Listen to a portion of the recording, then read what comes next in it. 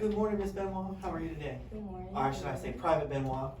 All right, so hey New Orleans, we're making this video today with Miss Taylor Benoit, who's freshly back from her initial entry training in the United States Army. We're gonna ask her some questions and let her share with you guys what it was all about for her. So, tell me a little bit about yourself. Where are you from? Alright, so as he said, my name is Taylor Benoit. I'm a private. I'm E2. I just came back from basic training.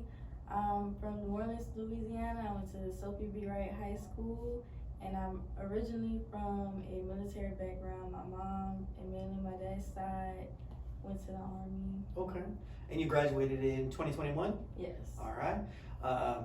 So, did you go into the Army as an E2 or did you get promoted already since you've been in? I went in as an E2. Okay. So there's a couple of things that you're able to do. So you could rank up, like have college credits or take the ACLT in advance, which is like the fitness test. So that's what I did. Awesome. So you took the fitness test, got you an early promotion, which meant you made like an extra $150 a month right off the bat. Right. Very cool. All right. So you went to basic training. How was that? Basic training is real fun. It's a good time. Okay. It's hard probably like the first week because you have to get used to people yelling and screaming and telling you what to do. But after the first week, you should be good. Everything becomes easier. You just have to be at the right place, right time, right uniform. You said all the easy stuff that we preach about. Okay. So you said you had to get used to kind of the yelling, and were they screaming at you like as a person, or was it like, hey, hurry up, let's go, let's go, let's go? It was more like, hey, hurry up, let's go, let's go, let's go. Because the drill sergeants, they don't want you to feel like they're just targeting you. Okay. It's more as a group thing, but it's just so they can get you mentally ready. It's not really personal. Okay. And at the end of it, you think you kind of liked your drill sergeants, right? Yes. At the end, yes. I felt the same way when I went through. Okay, so you went through basic training. What was the hardest part of basic training for you? The hardest part of basic training was the ruck marching. Okay. So basically, like having a huge the rucksack on with a lot of stuff in it and marching for those long hours. It seems like it takes forever. Yes. Okay. Yeah, you're pretty small body frame, so that bag's as big as your whole body, right? Yes. But you were able to do it? Yes, I was able to do it. You didn't get hurt? No. You didn't break nothing? No. Okay. So not too bad then. Okay. So was there one part that was just like, wow, I can't believe I did this? Yes, it was the end when I did the forge. It was actually easier than I thought it was gonna be. It was actually the easiest ruck, even though it was the longest one. Okay. It just made me feel very accomplished because I never, like in the beginning of basic training, I never thought I'd be able to do that. Okay. And for you guys that don't know, the Forge is the culminating event at the end of basic training that is pulling all 9 weeks of training together into one event. How many days is it? It's 4 days. 4 days? 3 nights. Okay. And you marched out to the middle of nowhere? So we march down the range. We take breaks to like do some activities like shooting. Also they have other things that we do like the equipment carry on our way there and some more events, but you do get to stop and take a good 30-minute break, sometimes an hour. It just depends. Okay. And you practiced everything that you had learned in basic training, right? Yes, it was everything. Okay. And that made you feel confident? Yes, because we worked our way up to it. It wasn't just thrown out at us. Okay. That's how we build little blocks layer by layer. So that's what's supposed to happen. That's great. All right, so then you graduated. Was ceremony cool? Yes. Ceremony was good. Even though everybody is tired at the end, it's really good. Okay. So then you transitioned from basic training in Fort Jackson, South Carolina, and you moved over to Fort Lee, Virginia for your job school portion. Yes. And so tell me about your Army job. What is it you're going to be doing? So I'm a 92 Yankee, which is a supply specialist. So basically I handle and give out supplies. Okay. In the Army. Okay. So it's just like a lot of paperwork and stuff like that, receiving, make sure everything is accounted for. Okay.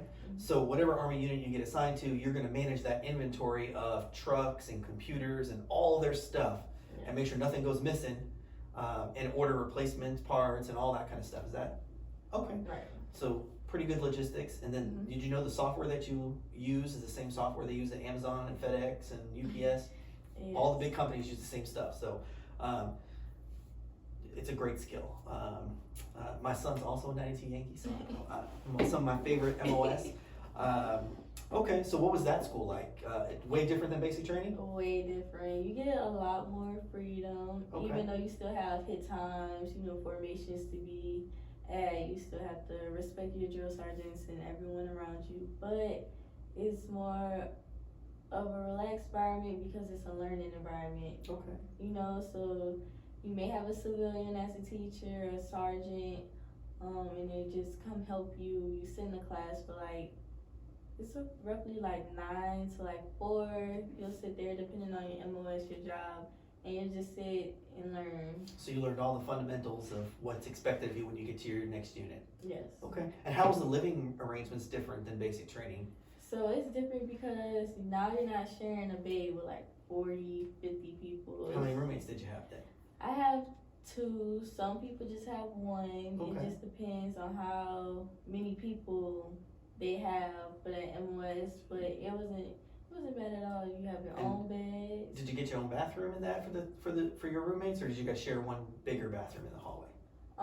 We had one bathroom with just our roommates. So okay, so just the 3 of you shared that one bathroom instead of 40 people. Yes. Okay, so that's a big upgrade, huh? Okay. So a lot of people think basic training is how it used to be back in the day when you had to use pay phones, or you could never call home. So how was communication with back home while you were away? So communication was very easy.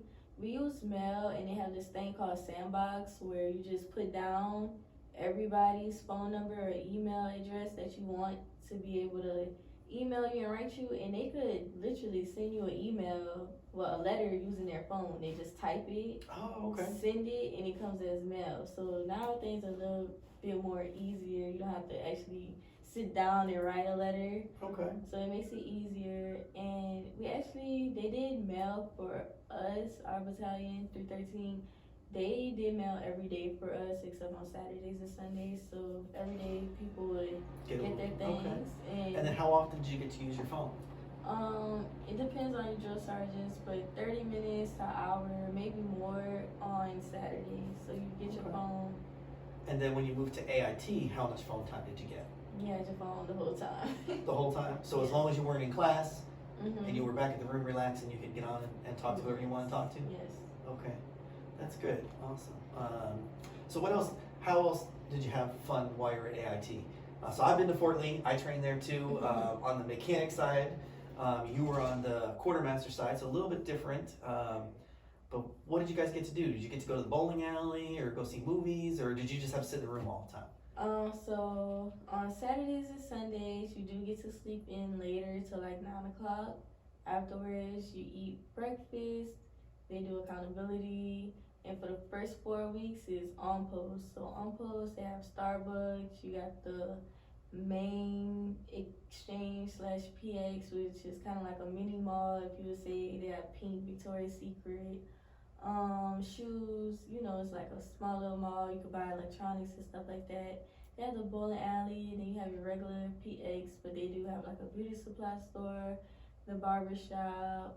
They have food places to eat at. So you just got to relax then. Yes, and then the last 4 weeks you get off post. So you could go anywhere off post, but you have a range. Okay. And since you're still in trade out, there's certain things you can't do, like drinking, driving, and stuff like that. Okay. But anything else is okay. So what'd you do on those weekends? Did you get out of the base and Yes. go to the beach or something? Yes. They have Richmond, it's a city, so we'll ride the scooters and stuff, or go to the mall, the movies. We'll go out to eat a lot, Top Golf. It was a good time. I like Top Golf. That's my favorite thing. All right, so we kind of talked about what it was like for you. You did your training. Now you got your first assignment. So where is the Army sending you next? So the Army is sending me to Washington State JBLM. Okay. So that's Joint Base Lewis Mcchord, which is in Tacoma, Washington, near Seattle. Right. So it's gonna be a big weather change for you, coming from the humid, summery weather of New Orleans to that cold, wet. Do you think you're ready for that? I would say kinda. You know, I like the cold, Okay. but it's gonna be something I have to warm up to. Yeah. So the cool part is the Army gave you a ton of great gear for Army time. So you're probably gonna need to buy a little bigger jacket than you're used to wearing here. Yeah. I was stationed there in 2011 to 13. Great base. If you like the outdoors, lots of things to do. Seattle has great museums, great concert venues. I don't know if you're into baseball or football, they got all that stuff out there. So when you move out to Washington, you're gonna get settled out there. How long's your initial assignment gonna be, do you know? Well, 3 years there, Okay, and then I have 5 years reserve after that, so. okay. And obviously it's early in your career, so you know you can do that reserve where you work that 1 week in a month, or you can do the inactive reserve where they only call you back if World War III craziness happens, right? Yeah. So what Private Benoit is talking about is everybody signs an 8-year contract with the military. So you can divide that 8 years into different buckets of time. So she's gonna do 3 years of active duty time, and then when she gets towards the end of that 3 years, she'll decide, am I gonna do the active reserve where I'm working 1 week in a month, or am I gonna do the inactive reserve, meaning I'm not focused on Army stuff? And that's just a contractual obligation if craziness happens in the world and we need everybody to come back. So a great example would be during COVID, we reached out to people that were in that inactive status and called back medically trained people to help with the nation's COVID response, running, vaccine centers or logistics centers and doing those kinds of things. So great opportunity, pretty deep for a conversation. So you did all this training. What do you think? Is it something that more people should try to do? I feel like it is something more people should try to do because it really gets you out of your comfort zone. Okay. And it shows you could do things you never thought you would do. Like I never thought I'd be able to rappel down a tower, or I never thought I'd even be in a gas chamber. Then you make so many close friends that just become like family. Okay. Even though we are miles apart, I still text, talk, and call the people that I met in basic training and AIT, and they become long life friends that help you get through things. Awesome. I'm glad you feel. I'm still friends with about 4 of the guys that I went through basic training with over 13 years ago. So I think you're gonna be excited to watch those friendships grow. So we kind of talked about all the highlights. So what was one of the things that coming into it, you were scared and like, man, I just don't know. Was it being away from home or not knowing where the Army was going to send you? What had you scared? What had me scared was the ACLT actually, because I know the ACLT goes live in October, so it wasn't really far. And when going into it, I wasn't really physically fit. I didn't work out and stuff like that, so I was just nervous that I wouldn't be capable of doing some of the things other people may have did. Okay. Because, Yeah, so that's a big fitness test for the Army. We moved from the old test that was 3 exercises to 6 exercises. And so you were not a student athlete, you didn't run track, did you play basketball? None of that was for you, right? Right. And so you started down here and the Army brought you up to the Army standard? Yes. And what happened? You passed the test, right? Yes, I passed the test. Okay, awesome. So that's one of the things we talk about with young people when they come in here is that we're going to help you get from wherever you are in life and bring you up to what the Army needs you to be. And that's what training's all about. So did it hurt? Did you die? No. You still here? Yes. Do you feel stronger? Yes, I definitely am. And everybody, when I went home, people's like, oh my gosh, you have muscles now, you got a little bigger. Okay. So yes. Awesome. And how did your family handle you being gone? I know Mom was a little teary-eyed when you left. Definitely. Did she write you a lot? Yes, a lot. And you were able to communicate with her good? Yes. Was she happy? Yes, she was All very right. happy. Was she proud? Yes. Okay. Extremely. It's very cool. Well, Ms. Benoit, I so appreciate you talking with me today. We're gonna edit up some of this video here so we can share it with the community so they can see in your words what training's all about and how it helped you and got you on your path. So, now I know you said you're not sure what you're gonna do next. Like, do you have like a 5-year or 10-year goal, or is that still something you're not ready for yet? Well, my goal, I really want to do like real estate or something like that. Okay. Soon, I want to be my own boss. So I feel like the military was a great stepping stone to like help me, because I know if anything happens, I always have the military to fall back on. It's great support. So I definitely stay, if I'm not active, definitely stay in the reserves for a long time. I like that plan. Okay, great. Well, I appreciate you talking to me today. Thank you for your time.